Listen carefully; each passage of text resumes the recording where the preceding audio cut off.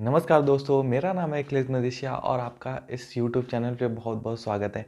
आज हम एक ऐसे टॉपिक पे बात करने वाले हैं जिससे आपका नॉलेज और अपनी लाइफ को एक बेहतरीन डायरेक्शन दे सकते हैं। इससे हम जिस टॉपिक पे बात करने वाले हैं वो है चालाकी से बात करना। चालाकी से बात करने का मतलब ये है कि आप दूसरों का दिल भी जीत लो और उनसे अपना काम भी बनवा लो। चालाकी से बात करने का मतलब ये है कि अपना भी काम करवा लो और दूसरों का भी काम हो जाए।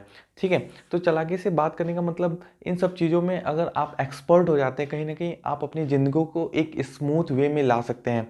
क्योंकि बहुत सारे अगर आप स्पीकर को सुनेंगे, बहुत बड़े बड़े उद्योगपतियों को सुनेंगे, तो कहीं ना कहीं उनके अंदर जो होती है ना स्किल, वो कन्विंसिंग की पावर होती है, वो कम्युनिकेशन की पावर होती है, जो कि बातों को मनवा लेते हैं अपने कर्मचारियों से, अपने मैनेजमेंट से। बहुत सारी चीज़ें होती हैं, अगर वो पब्लिक स्पीकिंग करते हैं ना तो सब लोग उनकी बातों को सुनने लगते हैं। जैसे कि उनके अंदर एक कला होती है लोगों को रखने के लिए, लोगों को कन्विंस करने के लिए। तो वही हमको सीखना है। इस 4 या 5 टॉप पॉइंट में मैं आपको बताऊंगा क्या क्या वो चीज़ें आप सीख सकते हैं और अपने में इम्प्रूवमेंट कर सकते हैं, जिससे लोग आपकी तरफ अट्रैक्ट हों और लोग आपसे बात करना पसंद करें। तो चलिए स्टार्ट करते हैं। पहला जो हम लोग का है कनेक्शन। आप लोगों से कनेक्ट होइए। कहीं ना कहीं हम लोग जब बात करते हैं ना एक दूसरे से, तो कहीं ये रहता है कि उनसे कनेक्ट नहीं हो पाते हम। क्यों? क्योंकि हम उनको सुनना ही नहीं चाहते हैं।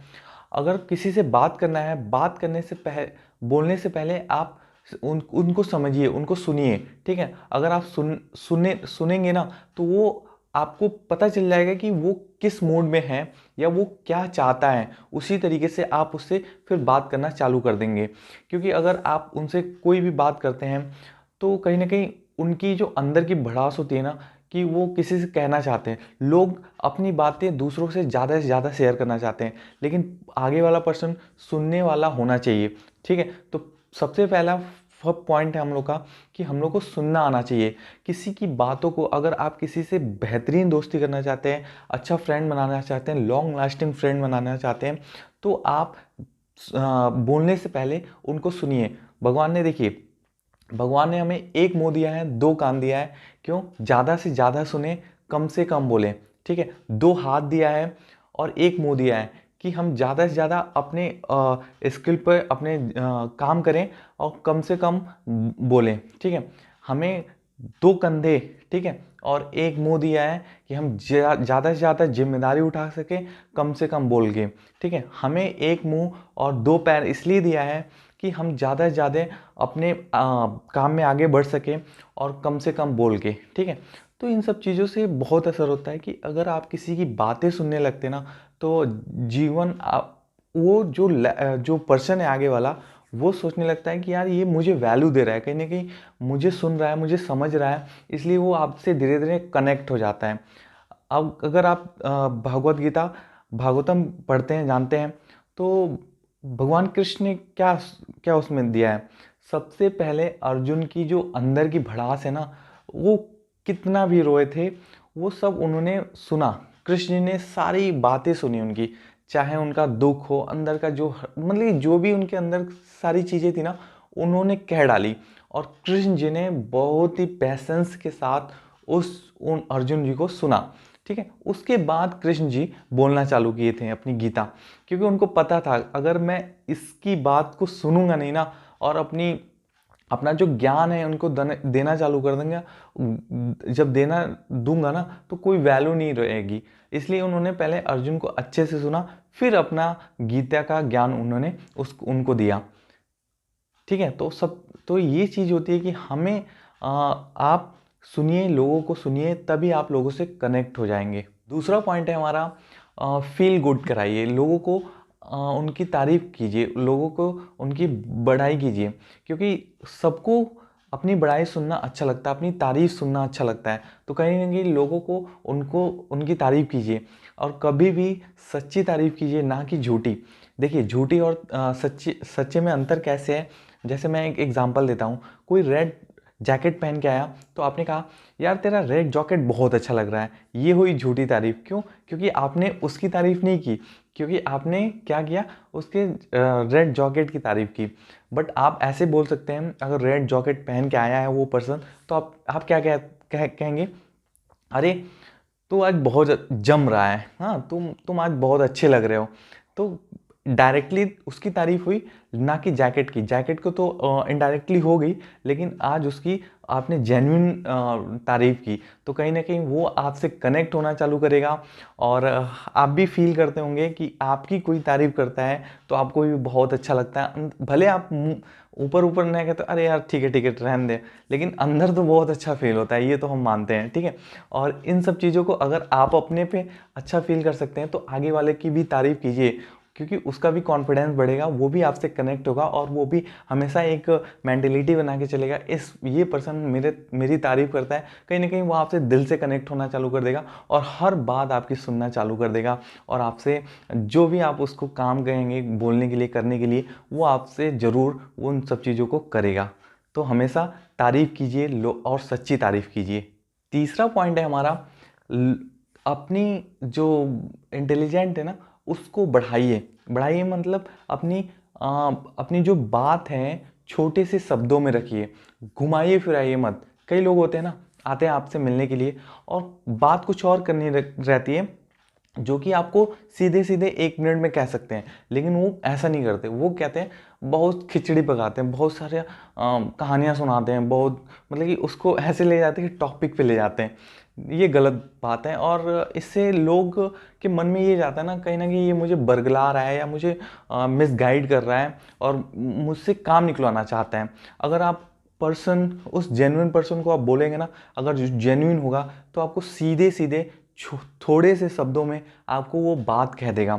और होना भी यही चाहिए कि हमें अपनी बात किसी से रखनी है ना, तो थोड़े से शब्दों में, और जो मेन पॉइंट है उसको उसी शब्दों में रख देना चाहिए, जिससे कि वो चीज़ें आपको डिसअपॉइंट नहीं करेंगी, बहुत इधर उधर चक्कर नहीं लगाएंगी, ठीक है।